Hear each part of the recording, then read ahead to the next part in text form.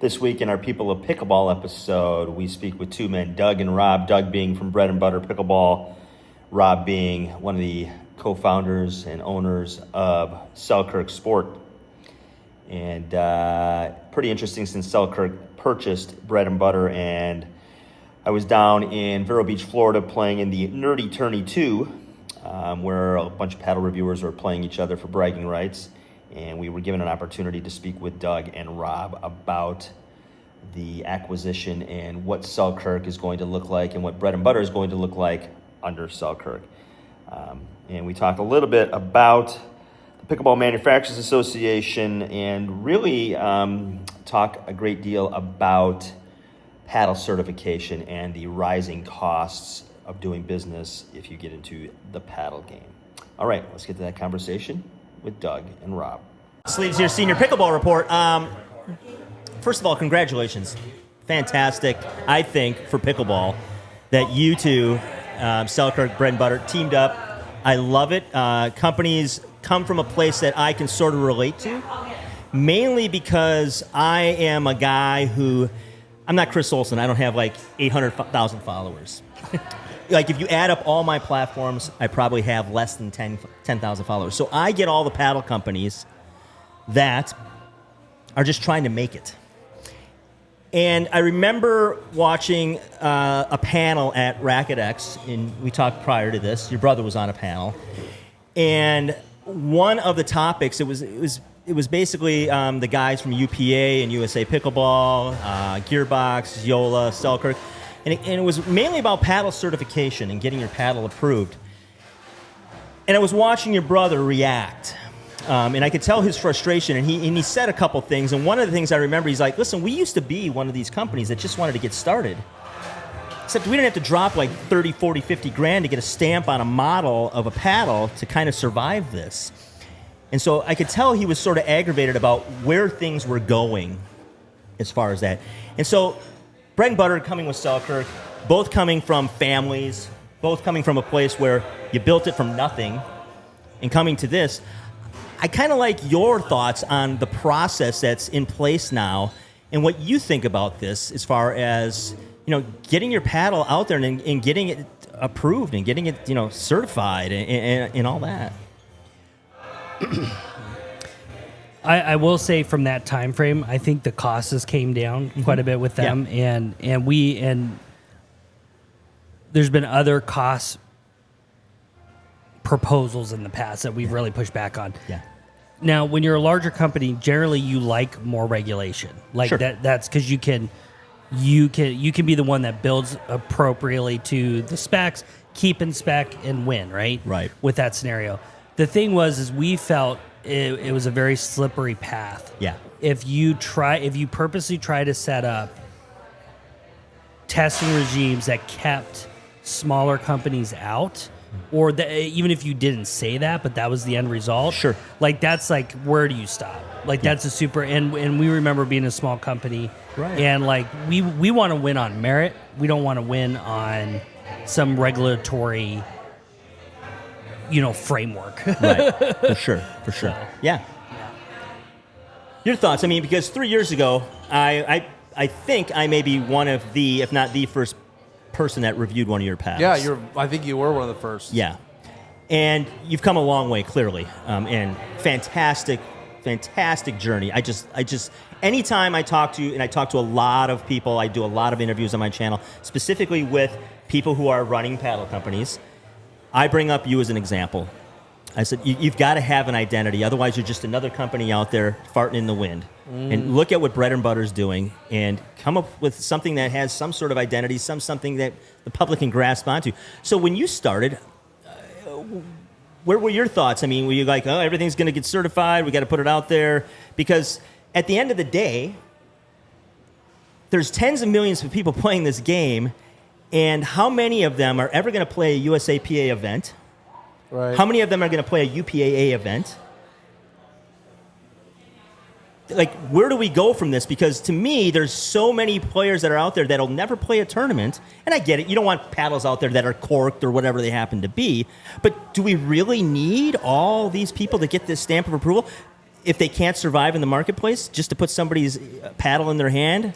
Well, here's what I would say is that I think that the when you have multiple governing bodies involved, Yeah. I think it actually convolutes things even more.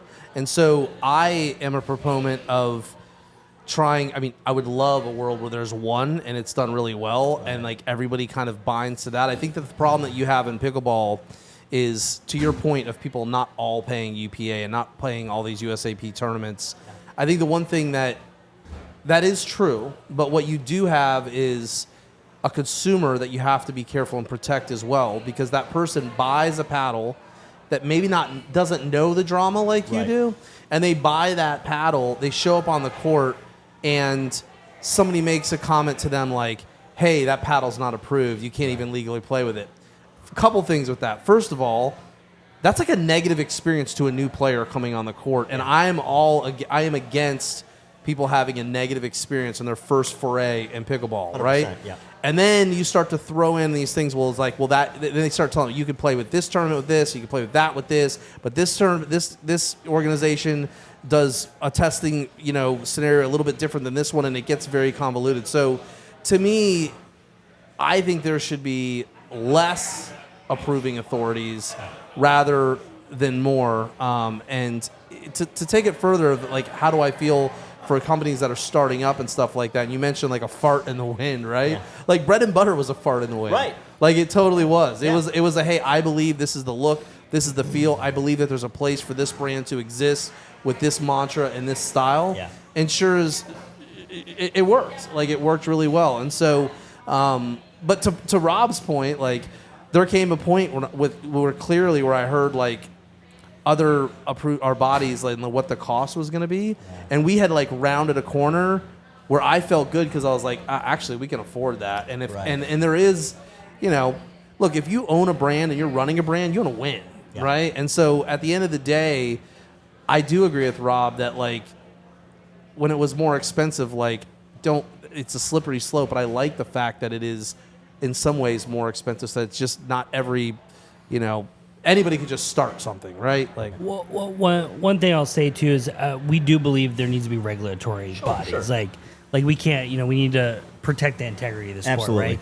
I think it's just it needs to be done by unbiased party, Yeah. nonprofit, Right.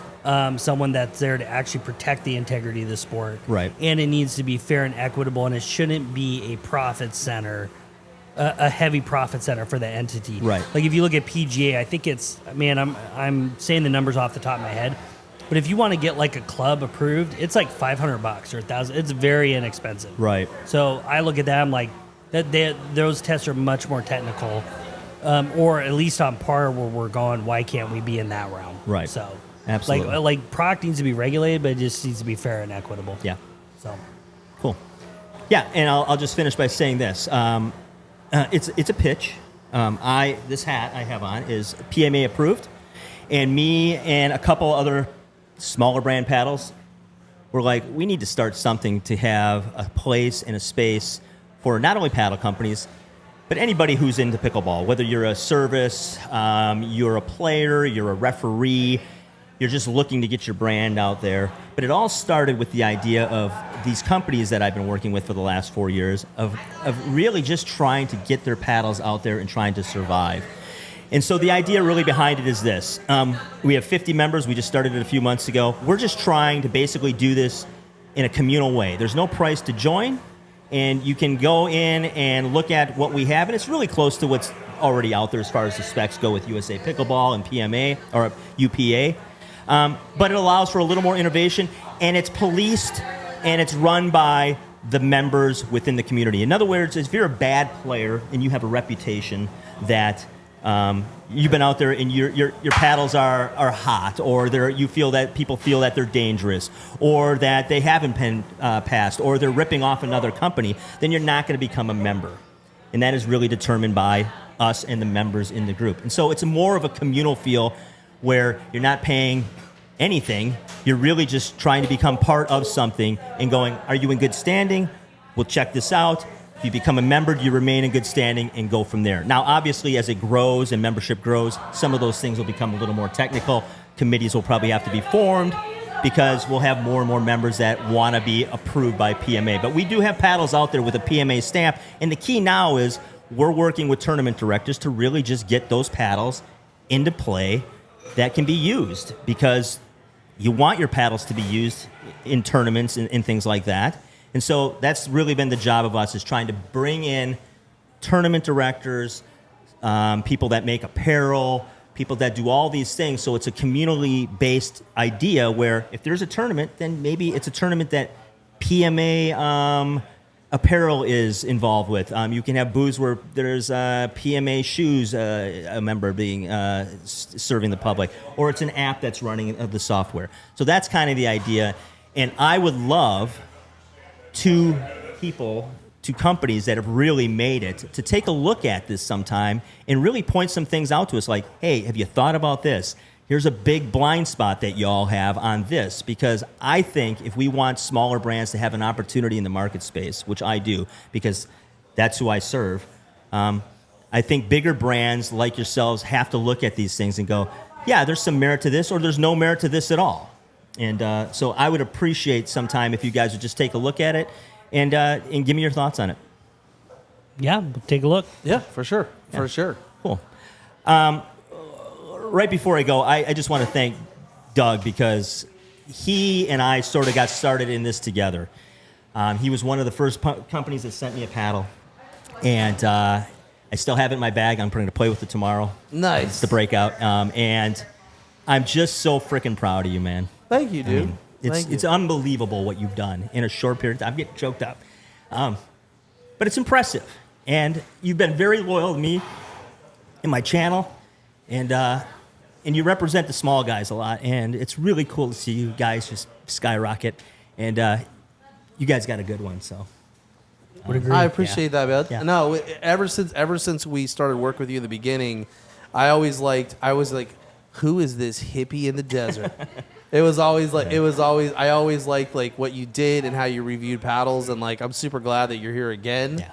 And yeah, it's gonna be a fun weekend. It is, and I'm super pumped to be here, and really glad you're involved with Selkirk, because great company, high quality, and one of the good guys. So, Appreciate it. Yeah. Thank you. all right, good luck, guys. Thanks, man. Appreciate it. Thanks for coming. Thanks, man. Hope you enjoyed our conversation with Doug and Rob. You know what to do, folks. At the end of the day, hey, let's pickle.